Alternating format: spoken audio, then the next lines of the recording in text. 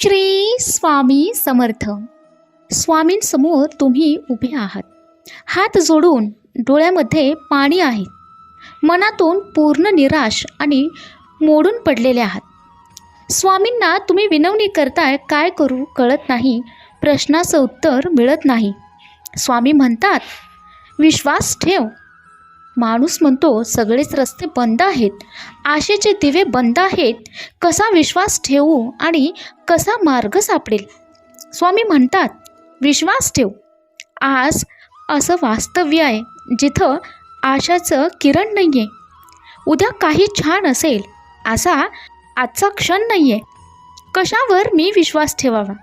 जगामध्ये विश्वास आहे तुमच्याकडे? काय पुरावा आहे? शांतपणे हसत स्वामी म्हणाले, पक्षी आकाशात उडत असताना आपले पंख पसरवतो, पण त्याचा विश्वास असतो त्याचा खाली न पडण्यावरती. मातीमध्ये बी पेरतो, रोज त्याला पाणी देतो, विश्वास असतो तुझा रोप जन्म घेण्यावर. बाळ झोपेत कुशीत, आईच्या कुशीत विश्वास असतो तिने सांभाळून घेण्यावर. उद्याचा बेत बनवतो, रात्रीचे डोळे मिटतोस, विश्वास असतो तुला उद्या पुन्हा प्रकाश होण्यावर. आज माझ्या दारी येऊन आपली सगळी दुःख घेऊन तू उभा आहेस, कारण तुला विश्वास आहे की तुझं मी ऐकल्यानंतर तुझी दुःख दूर करणार. असाच विश्वास जगात, मनात परिस्थिती एका क्षणात बदलते. नकळत तुझ्यासमोर असा क्षण येईल ज्याची आशा तुम्ही सोडली होतीस ते स्वप्न खरं होईल.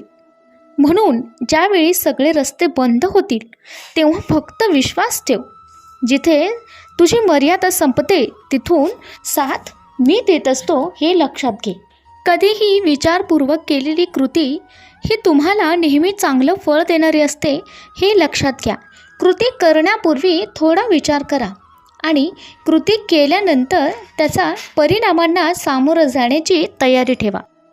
भूतकाळात घेतलेल्या निर्णयांचा जर तुम्हाला आता पश्चाताप होत असेल तर ते टेन्शन घेऊ नका, कारण त्या काळामध्ये ते गरजेचं होतं जे तुला योग्य वाटतं. तू कोणालाही फसवू नकोस, मी तुझ्या पाठीशी आहे, तुझी फसवणूक मी होऊ देणार नाही. जेव्हा तुम्हाला आयुष्यात स्वामींची गरज असेल तेव्हा तुमच्यासाठी ते नक्कीच धावत येतील. कोणत्याही रूपामध्ये आणि कोणत्याही संकेतामध्ये स्वामी नेहमीच तुमच्या पाठीशी असतील. प्रारब्ध म्हणजे तुमचं नशीब किंवा भाग्य असं अर्थ होत नाही. आपल्या वागण्या बोलण्यातून आणि कृतीतून आपण आपलं प्रारब्ध घडवत असतो. कर्म हे सर्वश्रेष्ठ असतं. आपलं कर्म जर चांगले असतील तर प्रारब्ध निश्चितच चांगलं घडत असतं हे लक्षात घ्या. तुमच्या आयुष्यातील चढ उतारानंतरही कोण तुमची साथ सोडत नसेल तर त्या व्यक्तीची तुम्हाला जाणीव असेल. पण उशिरा मिळालेलं यश हे नेहमीच तुम्हाला सत्कर्मापर्यंत नेऊन पोहोचवतं, कारण चांगलं यश आणि चांगले दिवस येण्यासाठी थोडी वाट निश्चितच पाहावी लागते.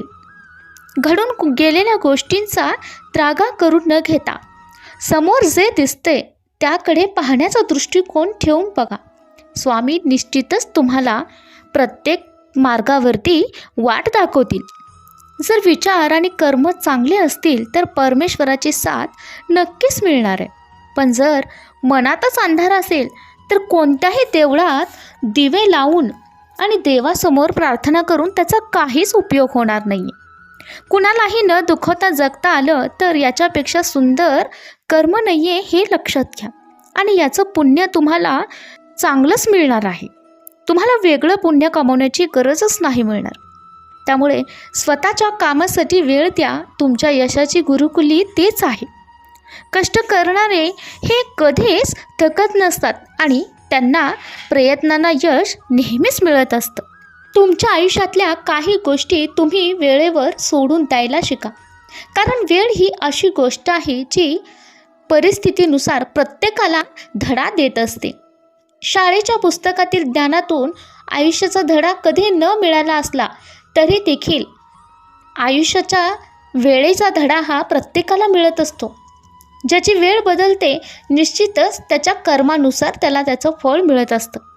त्यामुळं कुठल्याही गोष्टी तुम्ही आयुष्यामध्ये एका पावलावरती कोणत्याही गोष्टीचा त्रागा न करून घेता ज्या गोष्टींचा तुम्हाला त्रास वाटत असेल त्या गोष्टी वेळीच सोडून द्यायला तुम्हाला तयारी ठेवायला हवी आणि कुठल्याही चांगल्या गोष्टी घडण्यासाठी थोडा धीर आणि संयम ठेवायला हवा आणि स्वामींवरती थोडासा विश्वास ठेवायला हवा.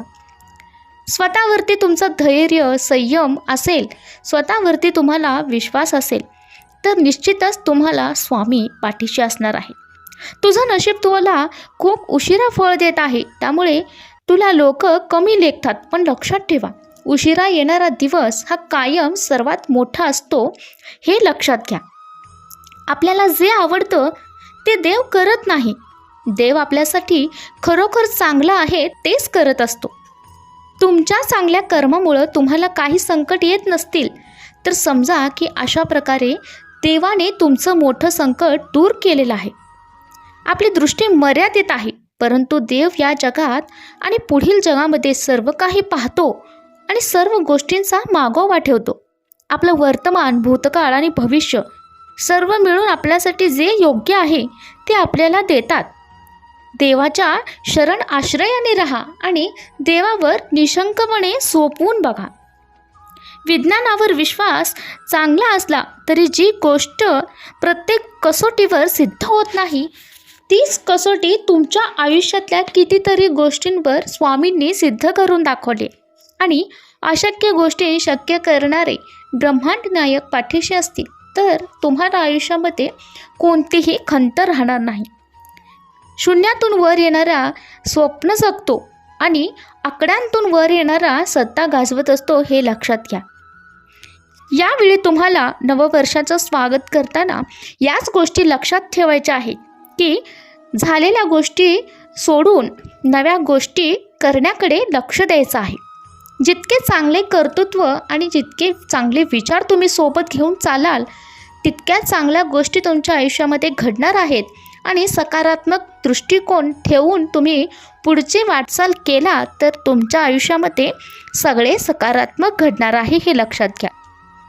कठीण प्रसंगामध्ये शेवटचा होणारा चमत्कार म्हणजे स्वामी आहेत हे लक्षात घ्या आणि हा चमत्कार प्रत्येकाच्या आयुष्यामध्ये निश्चितच होत असतो. ज्याचं कर्म आणि पुण्य प्रबळ असेल त्याला स्वामी निश्चितच साथ देतात आणि असा चमत्कार कुठल्याही क्षणी तुमच्या आयुष्यात घडणारच आहे हे लक्षात घ्या.